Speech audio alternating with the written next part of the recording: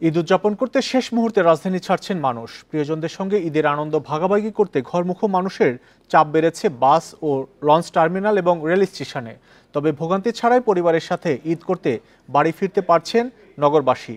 এই ঈদে জামা জুতো অ্যাক্সেসরিজের ডিসকাউন্ট।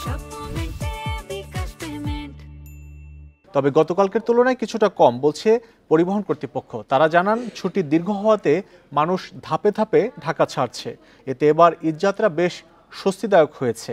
আবার বাস টার্মিনালগুলোতেও টিকিট পেতে হয়নি তেমন কোনো ভোগান্তি, পাওয়া যায়নি বাড়তি ভাড়া আদায়ের অভিযোগ।